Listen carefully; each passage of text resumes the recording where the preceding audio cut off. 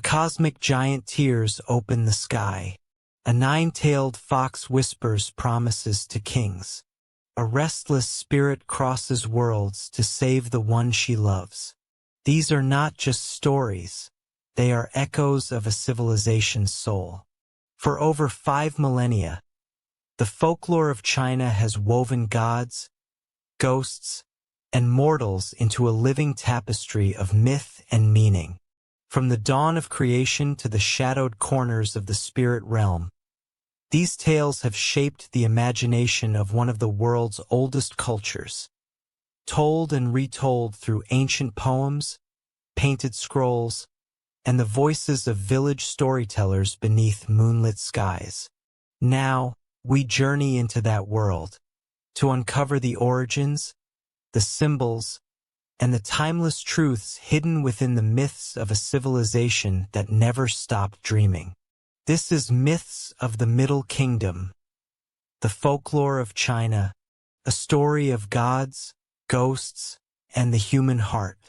Chinese folklore opens its gates with very grand cosmological myths that answer how the world itself began, and then moves on to how civilization arose from it. One famous creation myth is that of Pangu, the giant who formed the world. According to tradition first recorded by the scholar Su Zhang in the 3rd century CE, Pangu emerged from the chaos and separated the sky from the earth, his body ultimately transforming into the features of what we now see as the world. And while this story likely circulated from earlier oral forms, Su Zhang's account is the earliest known written version, shown that by the Three Kingdoms period, people were already codifying ancient creation lore. Other early myths focus on divine beings like Nu Wa, the serpent-tailed goddess. In the 4th century BCE, the poet Chu Yuan alluded to Nu Wa's deeds in the Songs of Chu. He described how Nu Wa molded figures from yellow earth to create humanity, and melted down 5 colored stones to repair the broken sky after a cosmic catastrophe. It's verses like this, over 2,300 years old, that reveal key folklore themes.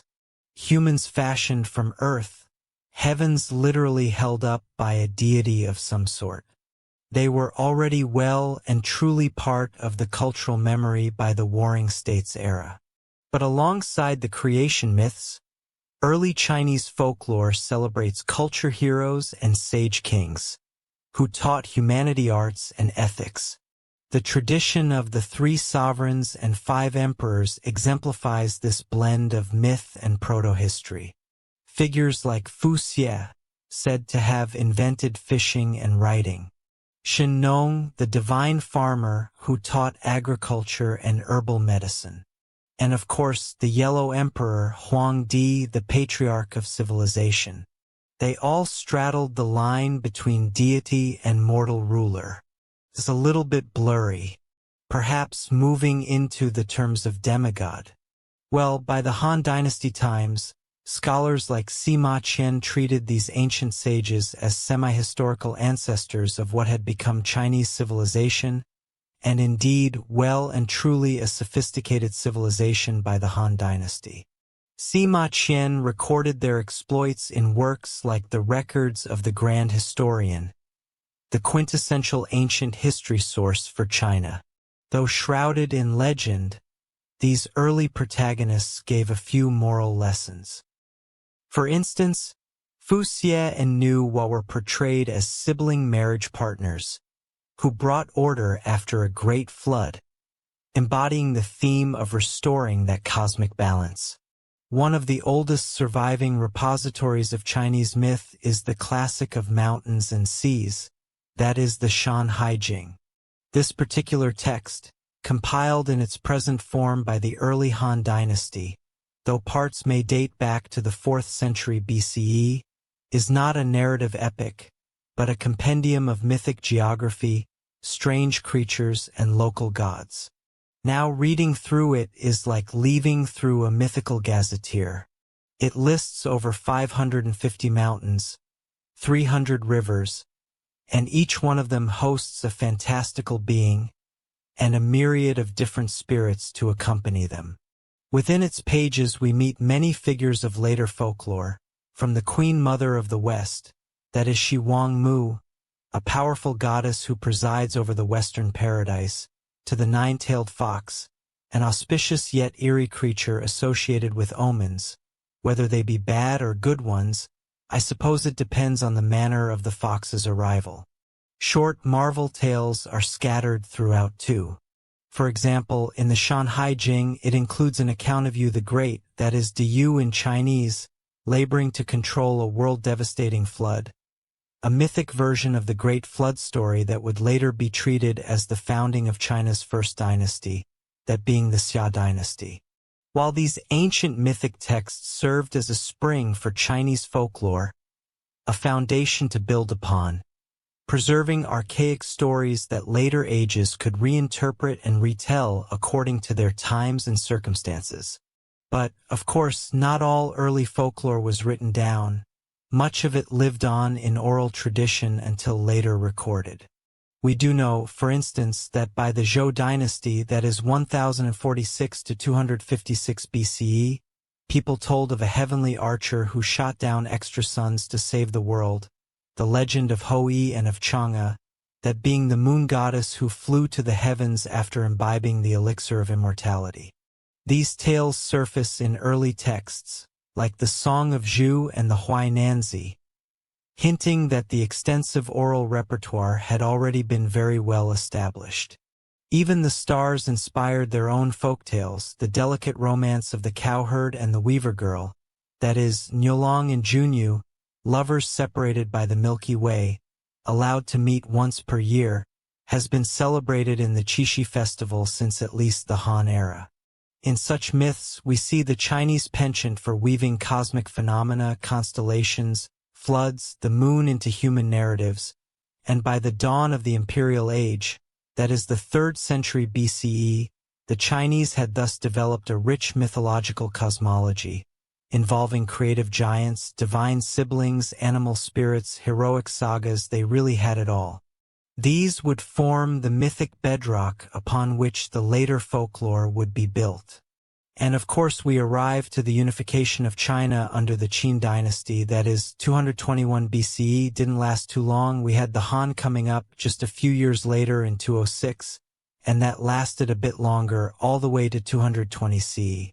But those dynasties brought new layers to folklore, blended the old myths with the evolving popular beliefs.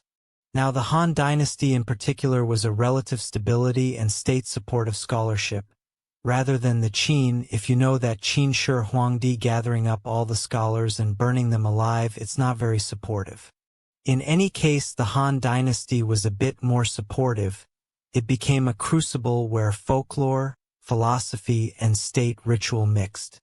Han erotics preserve legends of how emperors interacted with the immortal realms, preventing both genuine belief and political theater. There is a famous anecdote telling of Han Wudi, that is the Emperor Wu 141 to 87 BCE, an ambitious ruler, fascinated with immortality, and he supposedly encountered the Queen Mother of the West. As one Taoist romance tells, Shi Wang Mo, that is the Queen Mother of the West, visited Emperor Wu and gifted him a peach of immortality to taste. The emperor was said to be so anxious to grow from this magical fruit that he asked the plant to plant the peach pit, but the goddess actually just laughed at him and explained that the tree would only bloom once in 3 millennia on a faraway sacred soil. Such tales, while fanciful, were recorded in Han chronicles, and later lore showing how mythology was used to legitimize emperors, and to satisfy as well a bit of popular curiosity about the unseen world. Of course, a prevailing theme in quite a lot of folklore around the world. But at the grassroots level, the Han period saw the flourishing of household and local gods, and they would remain central to Chinese folk religion. One example is the kitchen god, Zhaojuan, deity of the hearth. The most popular origin story of Zhaojuan dates back to roughly the 2nd century BCE. in which he was a mortal man named Zhang Lang, who tragically earned deification. You see, as the story goes, Zhang Lang abandoned his devoted wife for a younger woman, only to fall into poverty and blindness as a kind of karmic punishment. Years later, he unknowingly sought alms at his first wife's home, but she showed him mercy and restored his sight. But overcome with shame and remorse, Zhang Lang later leapt into a kitchen fire and perished. Touched by his repentance, the heavens made him the kitchen god, overseer of household virtue. This legend gave spiritual meaning to the domestic hearth. Even today, families burn a paper effigy of the kitchen god each Lunar New Year, so that he ascends to heaven and delivers a report of that family's behavior, with offers of sticky sweet rice or honey to sweeten his tongue up a little bit. Always helps grease the wheels. Well, in a charming bit of linguistic folklore, Zhang Lang's leg became a nickname for the fire poker, because it was the only part of his body that his wife managed to save from the flames. Thus, a simple kitchen tool is tied to a moral tale that is known in every village and every city, a fusion of everyday life with legend, characteristic of that grassroots Chinese folklore. Now, as for the common people in hard times, they also venerated countless nature spirits and local deities. Every river, mountain, and tree might be home to its own ancient spirit. The belief that the spirits of the dead and tutelary gods watched over communities led to the rise of patron deities like the city god Cheng Huang, who guarded city wall, or the earth god Tu Di Gong, who oversaw village fields. Now these weren't codified in early texts as much as reflected in archaeological and written records of customs, things like that. Now, for example, inscriptions and later accounts tell us that by the Eastern Han it was customary to post images of guardian deities on gates to ward off evil. The earliest door guardians were said to be the brothers of Shun Tu and Yulei, mythical sentinels who stood at the celestial gates on a sacred mountain. They would there catch demons and feed them to tigers. Bad day to be a demon, I suppose. People began carving their ferocious images on peach wood and hanging them by the doors for protection. This tradition evolved over time, of course, as we shall see in the Tang dynasty, with actual historical figure motives becoming door gods. But the roots in Han folk belief show how old mythic motives were domesticated in daily ritual. Of course, they still hang up the door gods. You'll see them all the time, especially in smaller villages, people's front doors, things like this. By keeping images of the protective spirits, families felt a bit safer from wandering ghosts or ill fortune. It's kind of the Chinese version of the iron horseshoe, this kind of thing. Bodyguards in a spiritual sense. The Han era also produced its share of human heroes and legends as well. Folk ballads from this time or shortly after celebrated figures like Hua Mulan, the filial daughter who disguised herself as a man to take her aged father's place in battle. While the famous ballad of Mulan is traditionally set in the Northern Wei period, that is the 4th to 6th century, its inclusion in later anthologies suggests a much more heroic lore circulated in oral form earlier. Another beloved folk heroine is Lady Meng Jiang, who according to legend lived during the Qin dynasty. When her husband was conscripted to build a great wall and died of hardship, Meng Jiang journeyed into the wall and cried so bitterly that a section of it collapsed, revealing his bones for proper burial. They used to just shove the bodies into the wall once they were spent. I'm afraid building the Great Wall was not much. Workplace health and safety, we can say that much. Well, this tale of Meng Jiang is a point of protest against the tyrannical labor system. Certainly touched a nerve. It survives as one of China's great folk tales. It shows loyalty, and of course the power of the devotion of a lover even in the face of imperial might. By our times, the subsequent period of disunion, such narratives of virtue and suffering had become embedded in the common-sense mind, often with a subtly critical stance towards authority. Folklore thus preserved popular memory and values, sometimes filling gaps that official history would conveniently leave out. As we move forward through a more chronological sense, we will see Chinese folklore continually balancing two facets, and that is the reinforcement of cultural ideals, loyalty, filial piety, justice, things like this, but also an imaginative outlet to question or escape the harsh realities and perhaps the societal expectations. And so the collapse of the Han dynasty in the 3rd century ushered in centuries of disunity, known as the Six Dynasties period, that is from the 3rd to 6th century CE.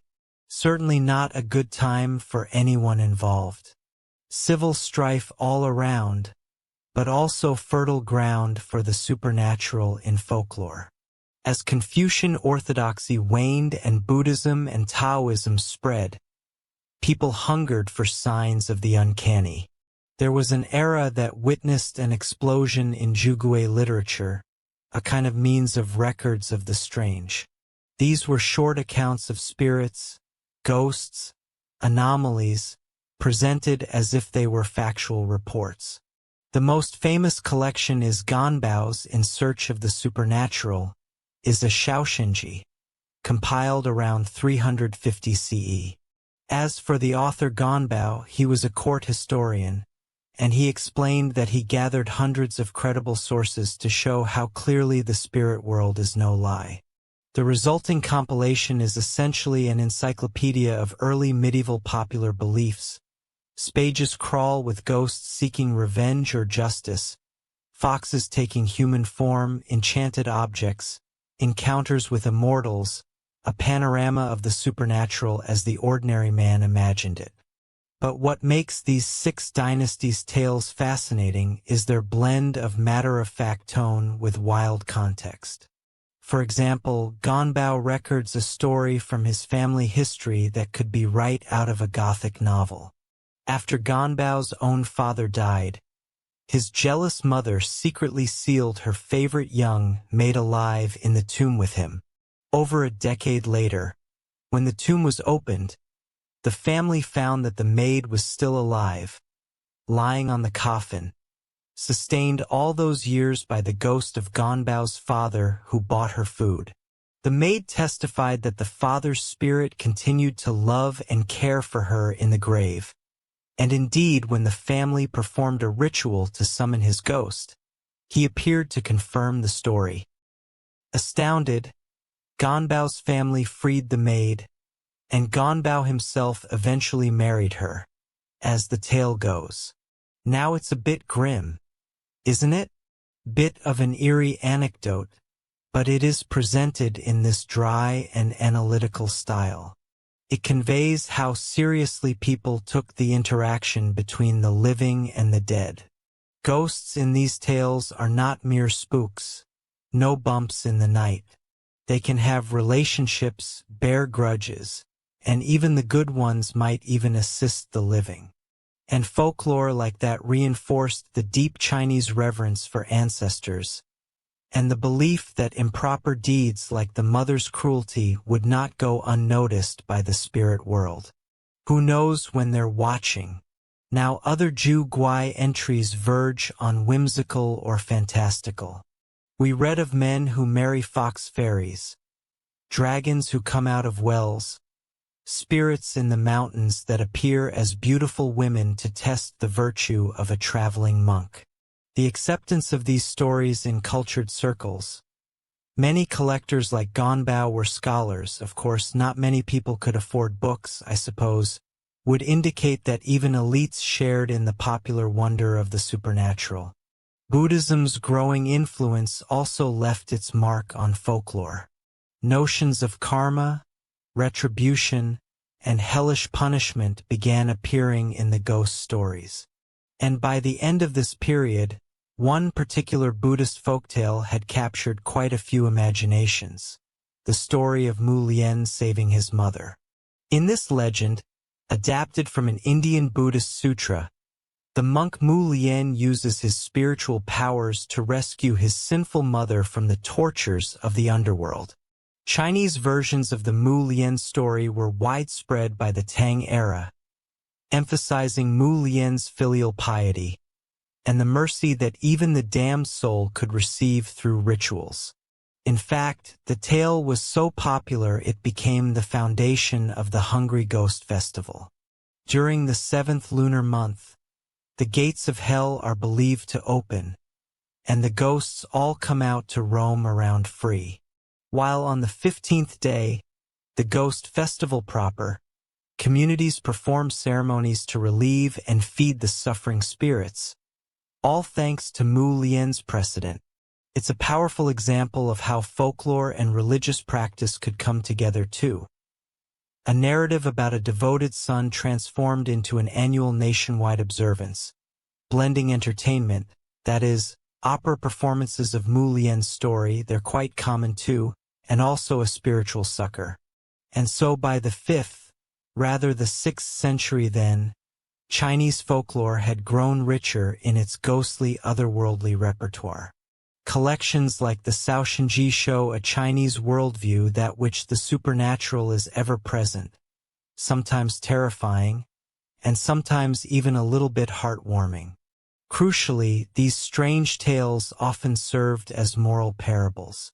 A ghost might reward a kind stranger, or punish an oath-breaker.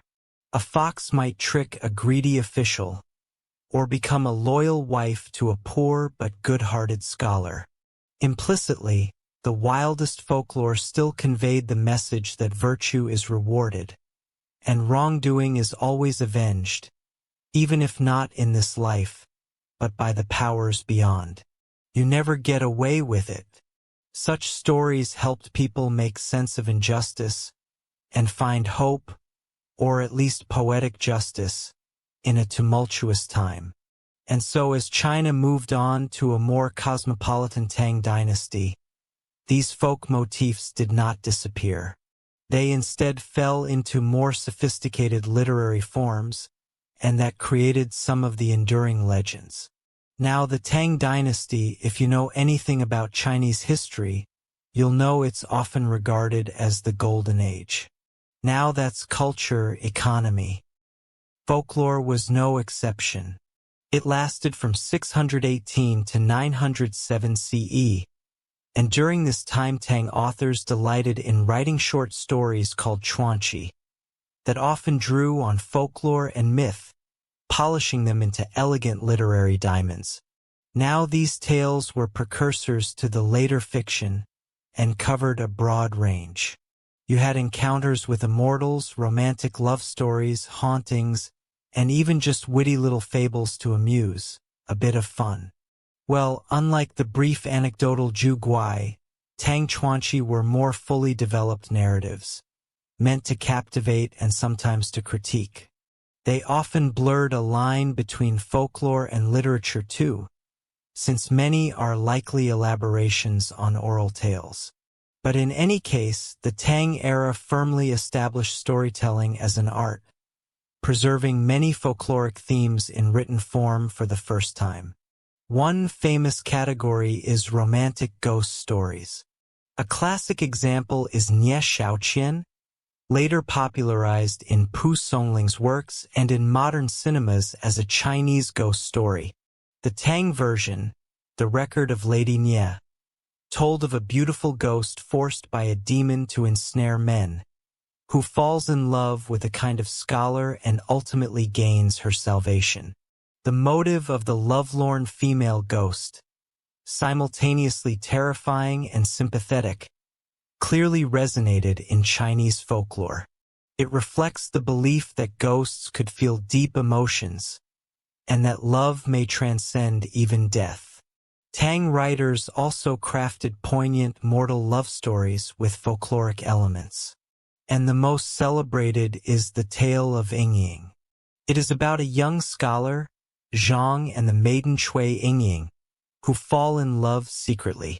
Their affair, set in a monastery and facilitated by a clever maid, ultimately fails when Zhang won't defy social norms to marry her. A bittersweet story, known to every literate person in the later age. Now, though it's not supernatural, Ying became a kind of folktale about the tension between proprietary and passion, I suppose later adapted into dramas and operas. Another example, the legend of Lady Li Hua, tells of a romance between a scholar and courtesan, with many twists of fate, and reads almost like a cautionary urban folktale. Tang's storytellers thus elevated folklore into literature, giving us complex characters and refined prose. But the core narratives, the benevolent ghosts, the clever commoners outwitting the elite, and even the star-crossed lovers, they were already there. They'd been around since the dawn of time, long before the new literature came along to put pen to paper, for lack of more medieval terms. Now the Tang period also gave a boost of folkloric deities and heroes, sometimes through the personal experiences of emperors. A compelling case is that of Zhong Kuei, the demon queller. According to later recounters, Song dynasty sources, that is, Emperor Tang Xuanzong fell gravely ill, and he dreamed that he saw a little demon wreaking havoc in the palace. In the dream, a large, fearsome ghost in an official's cap seized the demon, ate it, and introduced himself as Zhong Kuei, sworn to rid the empire of evil. Upon waking cured, the emperor commissioned the famous painter Wu Daozi to paint Zhong Kuei's likeness. This image of this wild-eyed, bearded ghost hunter has become enormously popular. Households began hanging pictures of Zhong Kuei on New Year's to scare away malignant spirits. In effect, a new folklore figure was born, or at least popularized, from an emperor's nightmare. Zhong Kuei joined the ranks of beloved folk guardians alongside the aforementioned door gods, and speaking of the door gods, it was in the Tang time that the tradition of posting the martial heroes on doors truly crystallized. The legend goes like this, that Emperor Taizong of the 7th century was haunted by a ghost all night. So two of his generals, Qin Shubao and Yuqi Jingda, stood guard in full armor by his bedroom door, and successfully kept the specter away. Not wanting to trouble them every night, Taizong had their portraits hung on the palace gates instead. The common people quickly imitated this, and to this very day, especially during the Lunar New Year, Chinese families put up images of these two mighty Tang generals as door gods for protection.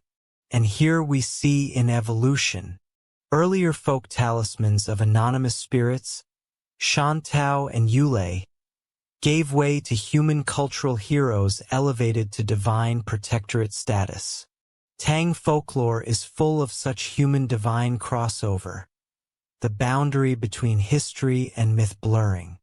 Brave generals, wise ministers, and even famous poets like Li Bai, who became a drunken immortal in later legend. They could all become characters in folk tales and objects of popular veneration. While the cosmopolitan Tang era also allowed a few foreign myths and native folklore to come together and intermingle in this strange sort of union, Buddhism was firmly established, and it contributed to new storylines like the aforementioned Mu Lian, and also inspired the great journey myth that would later blossom into a novel, The Pilgrimage of the Monk Xuanzang to India. By the late Tang, semi-legendary tales of Xuanzang traveling with the help of a magical monkey and other disciples were circulating around, combining Buddhist piety with comic folklore. And these were indeed the seeds of journey to the West. Meanwhile, folklore entertainments grew popular in cities. One could watch public storytellers, or see shadow plays and early opera performances retelling tales of heroic outlaws, ghost lovers, and clever commoners. Folklore wasn't just confined to the villagers anymore. It thrived in urban markets and imperial courts alike. And so, the Tang dynasty marks a kind of maturing of the Chinese folklore tradition, myth and everyday life intertwined more tightly than ever. The high counter did not reject superstitious tales. On the contrary, it was the scholars of the high culture who were writing them down, and it was the emperors that heeded them, and it was the public that delighted in them. Many of China's most treasured folk tales either took shape or were first written down during the Tang dynasty.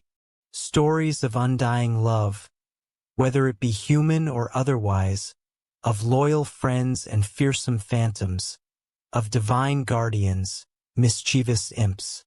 As the Tang gave way to the Song, this wealth of folklore would be systematically preserved and expanded, and that ensured its survival all the way up to our present day.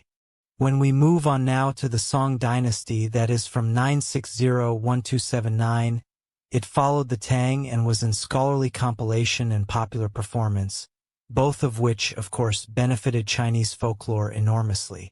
So early in the Song, the imperial court undertook a huge project to compile past literature, resulting in works known as the Four Great Books of Song. Among them was Taiping Guangqi, that is, the extensive records of the Taiping era, and that was completed in 978 CE.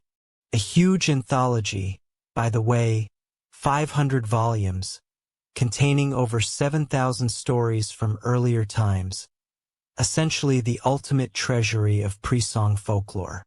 It was compiled by Li Fang and others under imperial decree. It preserved countless anecdotes of deities, ghosts, and marvels that might have otherwise been lost to time. The Taiping Guangqi draws from dozens of earlier books. There are many now lost and covers an enormous range: ancient myths, bizarre tales from the Han and Tang, fairy romances, demon encounters, and of course historical legends. A true fantastical encyclopedia.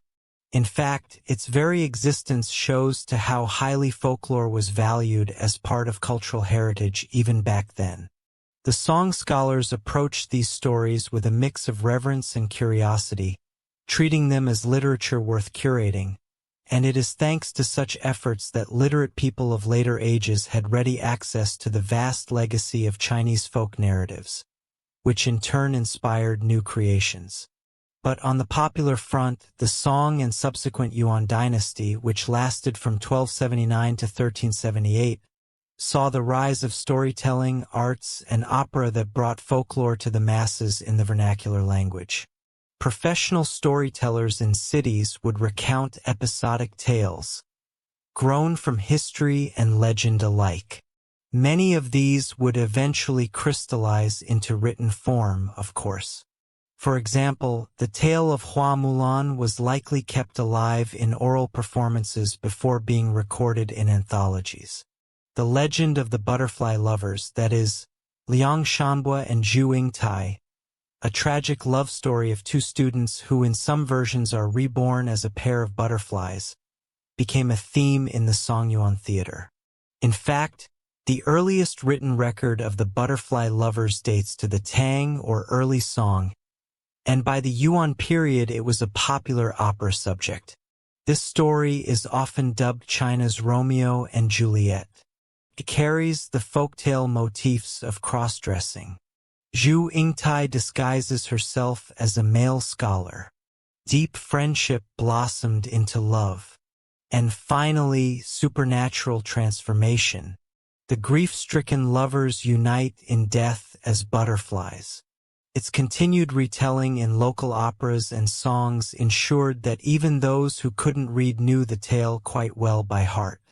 Similarly, Lady Mengjiang's Sorrow at the Great Wall, and Niulong and Junyu's Celestial Romance, and the White Snake's Forbidden Love, more on that shortly, were all performed and embellished through song and Yuan performing arts. Now, of course, one popular folktale stands out in this era, and that is the legend of the White Snake.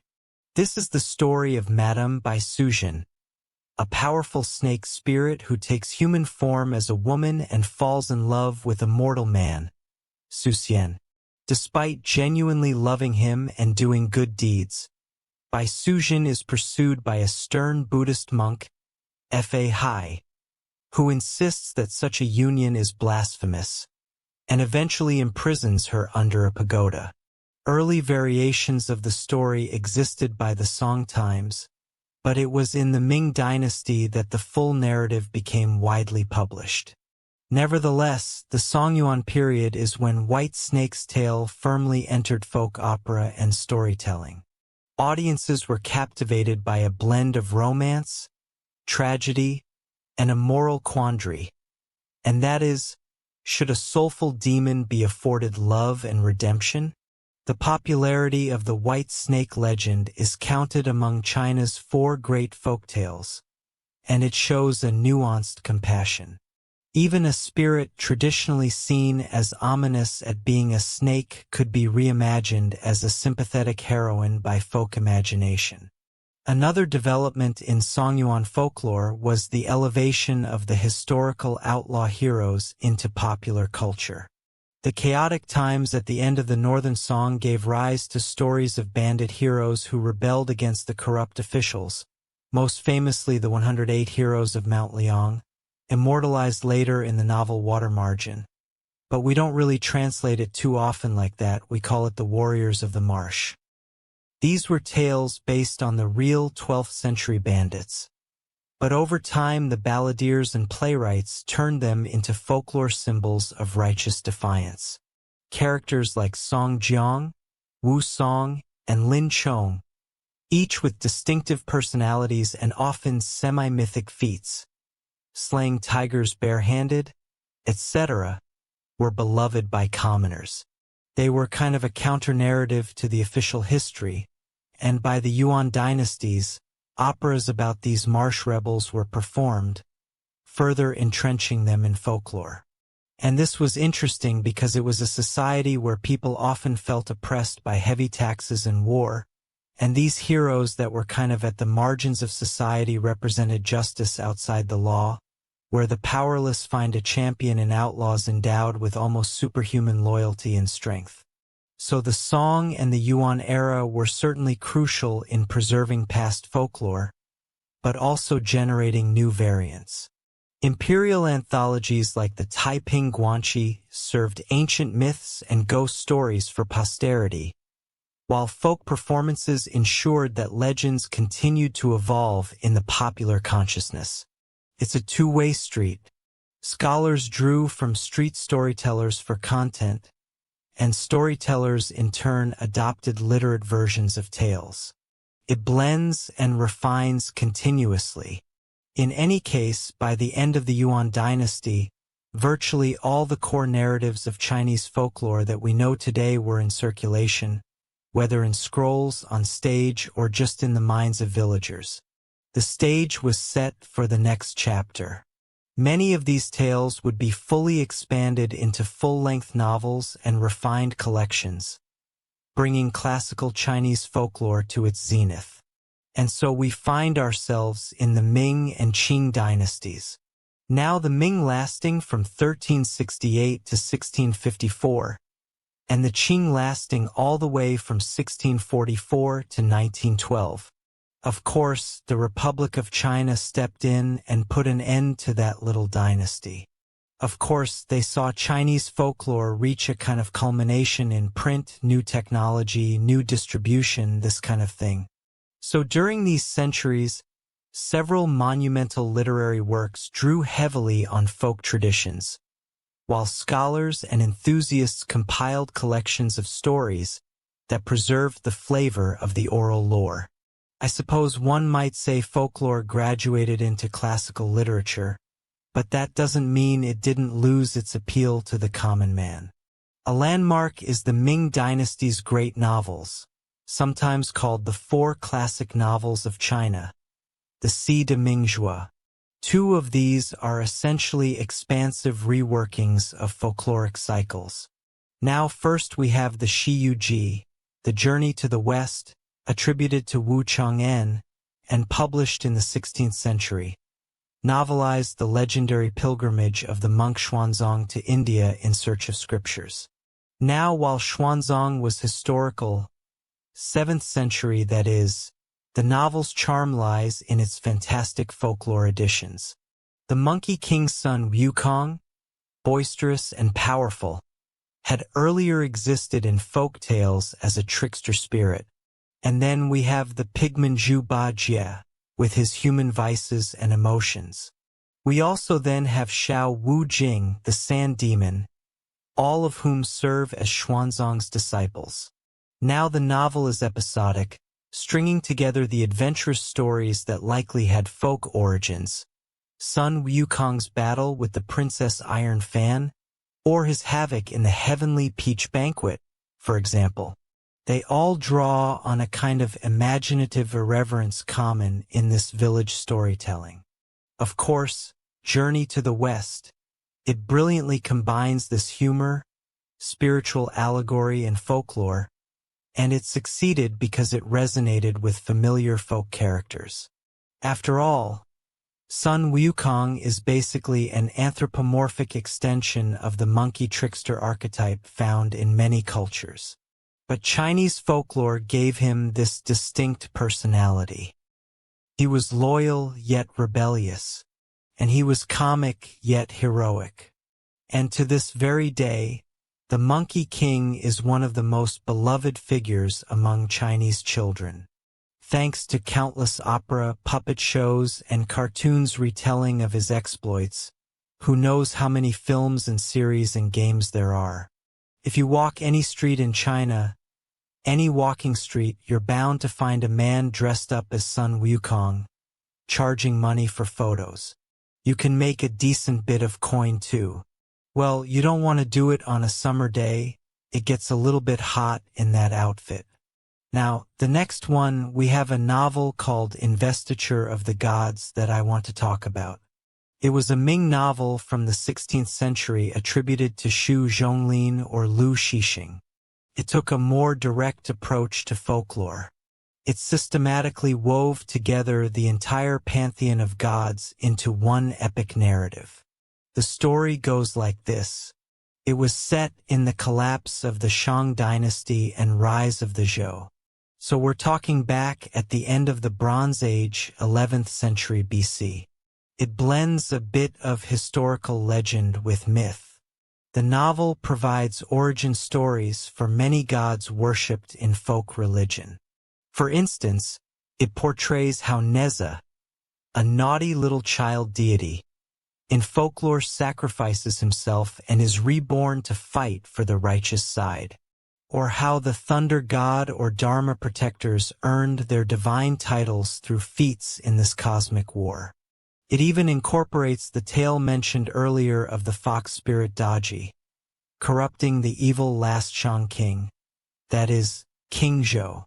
In the novel, Daji is sent by the goddess Nuwa to seduce the king and ultimately fell for the bait, leading to the entire fall of the dynasty. This mirrors a long-standing folk explanation that the Shang fell because of a malevolent fox demon bewitching the king. A moralizing fable that shows about how debauchery and impiety can doom a ruler. Investiture of the Gods basically collected loose threads of folklore about individual deities and tied them into a single saga, thereby sanctifying folk religion with a narrative framework. It reads like a mythological crossover event. Imagine all the separate local tales of village gods being compounded into one grand story where they interact. Through this novel and the operas based on it, it's a semi-canonical roster of folk gods that got popularized, influencing how Chinese people understood their divine protectors. Characters like Neza, the three-eyed god Erlang, and the yellow flying tiger became standard figures in temple iconography and also festival lore after being vivid characters in this Fengshen Yangyi, this investiture of the gods. But that wasn't all. Ming China also produced many vernacular story collections that captured folklore in a more raw form. Writers/compilers like Feng Menglong published anthologies of short stories, i.e. the famous Three Words collections in the 1620s, drawn largely from oral tales and popular anecdotes. Feng Menglong deliberately included colloquial language and proverbs, preserving the voice of common storytellers. His collections feature a broad social range, from funny little fables to ghost stories to even crime dramas and romantic yarns. Essentially a written snapshot of late Ming folklore in medieval and everyday life, rather. Well, one of Feng's stories, for example, gives a version of the White Snake legend, which is titled Madam Whitesnake Forever Suppressed Under the Thunder Peak Tower. Spoiler alert in the name, I suppose. Of course, that helped canonize that tale in literary form. By the 7th century, or 17th century rather, there was a clear ethos among some literati, i.e. the educated gentleman elite, to respect and save the folklore. Well, as Feng famously wrote in his preface, quote, "To enlighten as well as entertain, that is the goal." Using engaging folk tales to impart moral lessons, just as the oral tradition had always done. The Qing dynasty arrived, and they continued this trend. But its grounding contribution to folklore is undoubtedly Pu Songling's strange tales from a Chinese studio, Liaojia Zi, written in the late 17th century, published posthumously in 1740. Well, this masterpiece is a collection of nearly 500 short strange tales, anecdotes, and romances. And Pu Songling was quite the scholar, sitting in his Liaojia studio, eagerly listening to peasants, peddlers, servants tell their stories, which he then crafted into elegant classical Chinese prose, not changing them, just kind of polishing them up a little bit, ready for print. And the result is a blend of classical style with real folk substance, whose pages are often populated by an enchanting cast of familiars from folklore, fox spirits, that is, Hulajing, who often appear as beautiful women, sometimes to seduce scholars and monks, things like this, or sometimes to become devoted wives. Then there's the ghosts that fall in love with the living or harass the wicked, monsters and demons, who range from fearsome to farcical. But what sets Pu Songling apart is his empathy and subtle satire. In his stories, the boundary between humans and spirits is permeable, and often the spirits are more honorable or sincere than the people. Let's take one example. In one tale, a poor student marries a fox fairy, who helps him succeed in life. And in another, a ghostly woman named Nie Xiaoqian, mentioned earlier, patiently waits for her beloved to return, and is ultimately reborn. These are quite touching, almost humanist depictions, and they invert the earlier conceptions as foxes as solely dangerous temptresses, or ghosts as solely frightful. Pu Songling used these folk motives to comment on the society of his day. Bureaucratic corruption, the plight of the talented yet unrecognized scholar, the cruelties inflicted on women, all of these were veiled as supernatural allegories. Yet for all their literary polish, Pu's tales retain the core of folklore elements. They're short and punchy, often ending with a twist, much like a storyteller might deliver by a roadside to a gasping audience of young children. And they even occasionally break the fourth wall with Pu's own commentary, mimicking how a storyteller might interject his own observations. But it is worth noting that many regional operas and plays in the Qing dynasty were based on folk tales, or on literature derived from them. For instance, the Beijing opera repertoire developed in the 18th and 19th centuries drew heavily on stories from Journey to the West, The White Snake, etc., ensuring that these legends stayed in the public eye. Folk festivals too remained quite vibrant. The Lunar New Year traditions, cleaning house to expel Nian the monster, That is a folkloric beast said to menace a village annually until it was scared off by loud firecrackers, and the color of red which it didn't like, offering sweets to the kitchen god too, pasting rather, door god images, all these things continued, and they were described in Qing writings as much as they had been for centuries. The Ghost Festival, Mid-Autumn's moon cakes, and the tale of Chang'e flying to the moon. The Dragon Boat Festival with its origins in the 3rd century BC patriotic poet Chu Yuan, who threw himself into the river when he knew that his kingdom was falling. His death gave rise to the Dragon Boat Race legend, racing to finally recover the corpse of Chu Yuan and throwing in these special little rice balls to distract the fish from eating him. All these seasonal customs rooted in folklore were as strong as ever and documented by both Chinese and visiting Westerners with quite a bit of fascination, and by the end of the imperial era, Chinese folklore was thus deeply embedded in both high popular culture and, of course, in everyday practice. It had been enriched by literary treatment, but also remained a living oral tradition. Perhaps someone's grandpa or grandma had a different story, a little bit of air, a departure from the written forms. That they of course existed was the only real tale. The Ming and Qing contributions effectively locked in a canon of famous folktales and characters. The Monkey King, the White Snake, Mulan, the Demon Queller Zhong Kuei, the Butterfly Lovers, and so on. Every Chinese child would know these. Every Chinese parent would pass them on, whether through books, opera, or just a story through bedtime. Well, following the imperial period, China underwent, let's say, immense changes. From the Republic to the Communist era to the globalized present.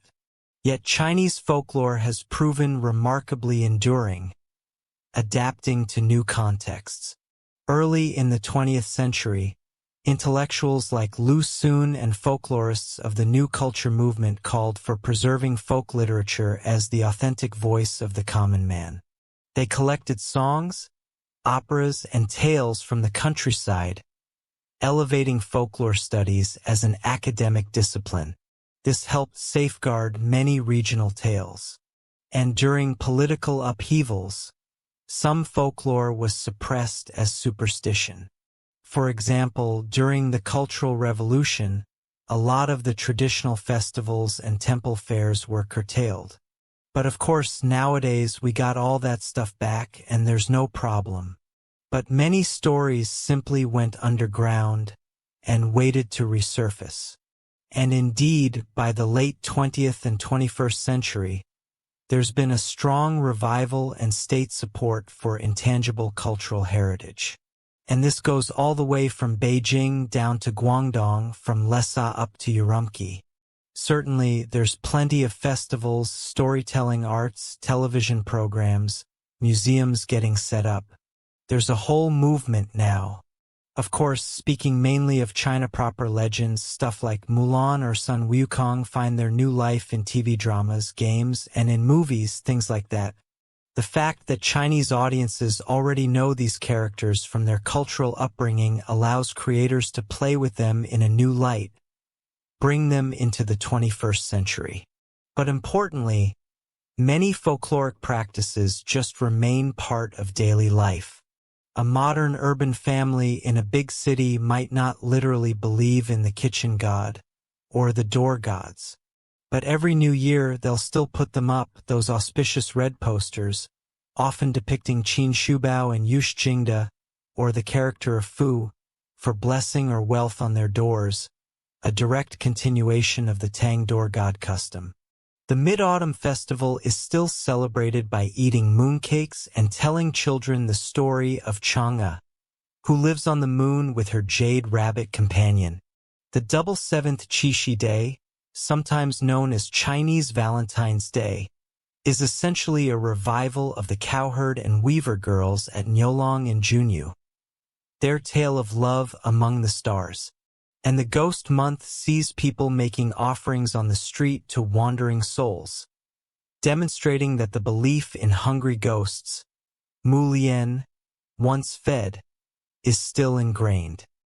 But if we look at it from a strictly academic perspective, Chinese folklore certainly is an interesting window into the values and psyche of the Chinese people across time. We see in these tales a profound emphasis on morality, family, and justice. Filial piety shines in Mu Lian's devotion. Loyalty and righteousness shine in the stories of Guan Yu, a deified hero from the Three Kingdoms Law. Or perhaps Bao Gong, the blue-faced Judge Bao, a historical song judge who became a folk justice figure in opera. We also see a love of paradox and humor. The foolish encounter wise fools, bureaucrats are lampooned by tricking beggars, and even the Jade Emperor of Heaven is not beyond a practical joke, as Sun Wukong famously scribbles graffiti all over his palace. Chinese folklore is rich with the idea that the weak can win, whether it's a poor but kind scholar marrying a fairy, or a little monk outsmarting hulking demons through wits alone.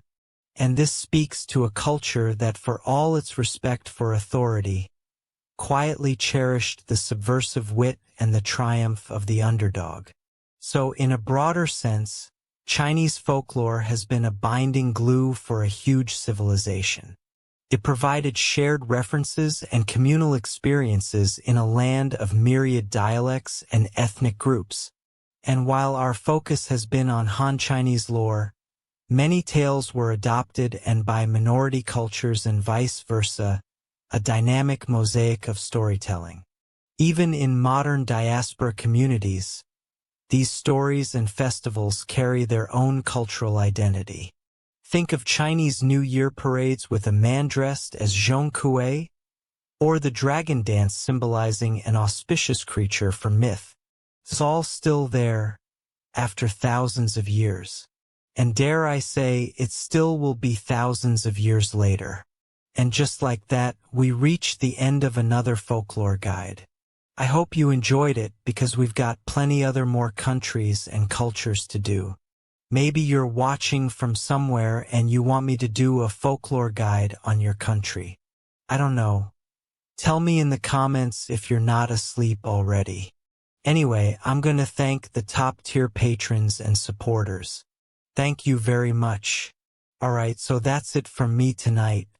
Hope you enjoyed it all. And lots of love to you all. As always, thank you for listening. Tell your friends and I will see you in the next video. Thank you so much for watching. See y'all in the next one video. If you like my channel, like and subscribe.